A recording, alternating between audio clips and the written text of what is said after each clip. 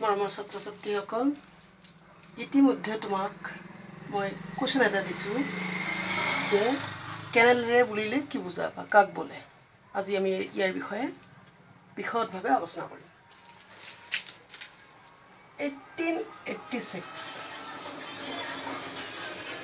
1886 চনত আৰ্নেষ্ট গোল্ডষ্টেইন নামৰ এজন বিজ্ঞানীয়ে কৰিছিলে কি গেছৰ বিদ্যুৎ মুখন কৰিছিল ডিসচাৰ্জ টিউবত বিদ্যুৎ মুখন টিপত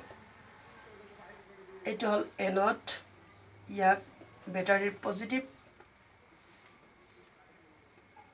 মেৰুৰ লগত সংযোগ কৰা হয়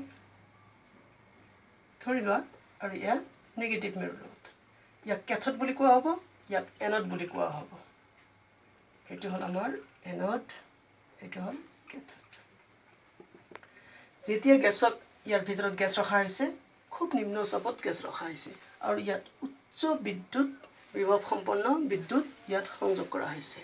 এনেকা অৱস্থাত হল কি আমাৰ এই যে এনড আছে এনডৰ পৰা এটা ৰশ্মি কেথডৰ ফালে গতি কৰিছিল কিন্তু কিদৰে ৰশ্মিটো গতি কৰিছিল ৰশ্মিটো তোমালোকৰ কেনেল আকাৰত চুঙ্গা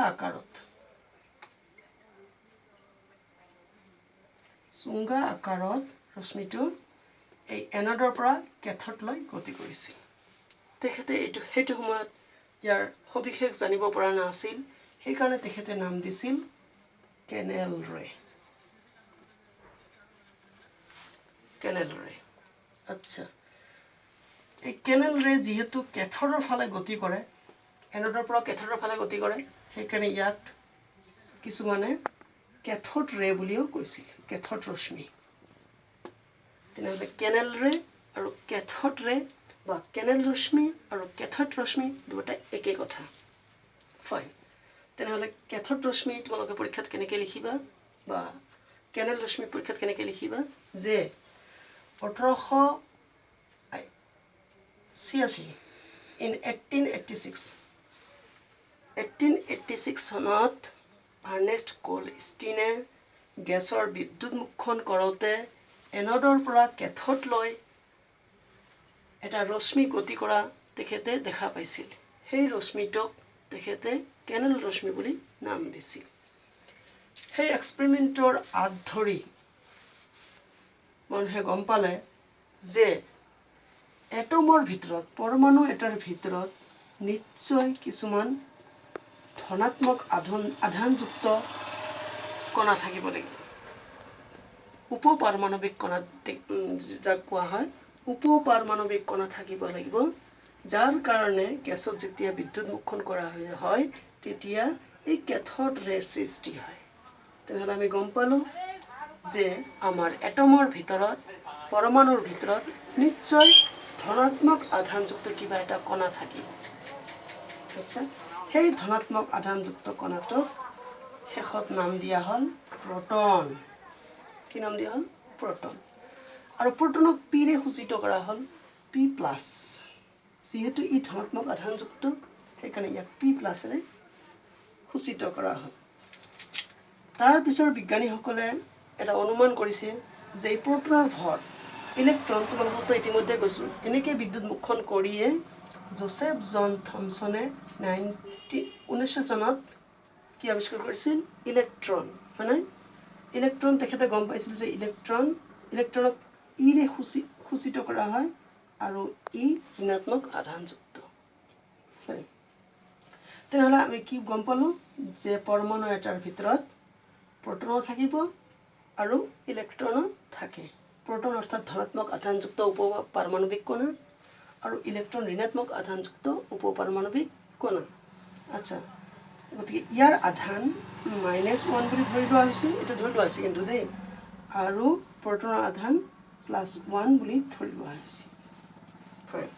কিন্তু পৰীক্ষাৰ পৰা গম পোৱা গৈছে এক্সপেৰিমেণ্টৰ পৰা গম পোৱা গৈছে যে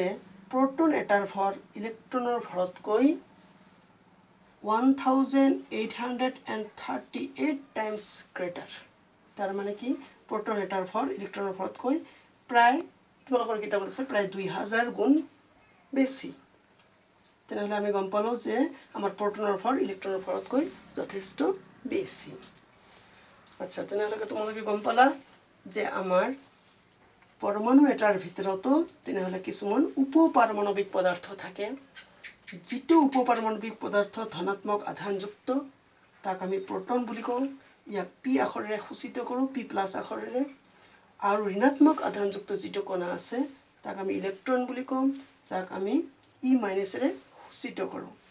আচ্ছা প্ৰটনৰ আধান +1 আৰু ইলেক্ট্ৰনৰ আধান -1 বুলি ধৰি লোৱা হয় কিন্তু প্ৰটনৰ ভৰ ইলেক্ট্ৰনৰ ভৰতকৈ প্ৰায় 2000 গুণ বেছি আচ্ছা ইলেক্ট্ৰনৰ ভৰ যেহেতু বেছি নগণ্য সেইকাৰণে ইয়াক প্ৰায় নাই বুলি ধৰা হয় তেনেহ'লে আকৌ এবাৰ তোমালোকক মই সামাৰিটো বুজাই দিছোঁ যে কেনেল ৰে বুলিলে কি বুজা 1886 চনত আৰ্নেষ্ট গোল্ডষ্টিনে কোনো এটা গেছৰ বিদ্যুৎ মুখখন কৰোঁতে এনডৰ পৰা কেথডলৈ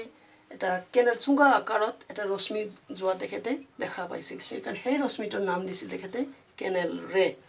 যেহেতু এই কেনেল ৰেটো আমাৰ কেনেল ৰশ্মিটো এনডৰ পৰা কেথডৰ ফালে গতি কৰে সেইকাৰণে বহুতে ইয়াৰ নাম দিছিল কেথড ৰশ্মি আচ্ছা ইয়াৰ পৰা আমি গম পাওঁ যেহেতু ই এনডৰ পৰা কেথডলৈ গতি কৰে ধনদাৰৰ পৰা ঋণদাৰলৈ গতিকে ই নিশ্চয় ধনাত্মক আধানযুক্ত হ'ব লাগিব পিছত বিজ্ঞানীসকলে পৰীক্ষাৰ পৰা গম পাইছে যে এই ধনাত্মক আধানযুক্ত এটা নিশ্চয় এটা কণা থাকিব ক'ত পৰমাণুৰ ভিতৰত সেই ধনাত্মক আধানযুক্ত কণাটোৰ নাম দিছিল প্ৰটন আচ্ছা তাৰ কিন্তু আমাৰ জোসেফ জন থমছনে 1900 চনত ইলেক্ট্ৰন আৱিষ্কাৰ কৰিলে তেনেহ'লে আমি গম পালোঁ যে প্ৰটন এটাৰ ভিতৰত তেনেহ'লে দুটা উপপাৰমাণৱিক পদাৰ্থ থাকে ফৰ টাইম বিং তোমালোকে দুটা বুলি ধৰিব দুটা উপপাৰমাণৱিক কণা থাকে সেই কণা এটা নাম হ'ল প্ৰটন আৰু আনটোৰ নাম হ'ল ইলেক্ট্ৰন তেনে ফাৰ্ষ্ট তোমালোকক আগতে কৈছিলোঁ যে আমাৰ ষ্ট্ৰাকচাৰ অফ এটমৰ মানে পৰমাণুৰ গঠন তেনে নিশ্চয় এতিয়া আমি গম পালোঁ যে পৰমাণু এটাৰ ভিতৰতো আৰু কিবা কিবি থাকিব সেইকাৰণে পৰমাণুৰ গঠনৰ বিষয়ে আলোচনা কৰিবলগীয়া হৈছে এতিয়া আমি নেক্সট ক্লাছত আলোচনা কৰিম আচ্ছা যিয়ে নহওক পৰমাণু এটাৰ ভিতৰত যদি আমাৰ তোমালোকৰ ওচৰত এইটো কোৱেশ্যন পৰমাণু এটাৰ ভিতৰত যদি আমাৰ ইলেক্ট্ৰন আৰু প্ৰটন থাকে এইবিলাক কেনেকৈ থাকে নিশ্চয় এটা কোৱেশ্যন এটা আহিব যধে মধে যেনে তেনে থাকিব নোৱাৰে পৃথিৱীৰ প্ৰত্যেকটো বস্তুৱে প্ৰত্যেকটো কণিকাই নাই ফিক্সড কিছুমান ৰুল মানি চলে গতিকে এই প্ৰটন আৰু ইলেক্ট্ৰন ইহঁতকো মানিবই লাগিব হয়তো মাজে মাজে তোমালোকে নামানা ষ্টুডেণ্ট টিচাৰৰ কথা সেইটো বেলেগ কথা বাৰু কিন্তু বাকী পৃথিৱীৰ সববিলাক বস্তুৱে সৃষ্টিকৰ্তাৰ ডেফিনিট ৰুল কিছুমান ফিক্সড নিয়ম আছে সেই নিয়ম মানি চলিবই লাগে চলিবলগীয়া আচ্ছা যিয়ে নহওক তেনেহ'লে এতিয়া আমি নেক্সট ক্লাছত আলোচনা কৰিম যে প্ৰটন আৰু ইলেক্ট্ৰন এটম এটাৰ ভিতৰত পৰমাণু এটাৰ ভিতৰত মানে কিদৰে সজ্জিত হৈ থাকে আচ্ছা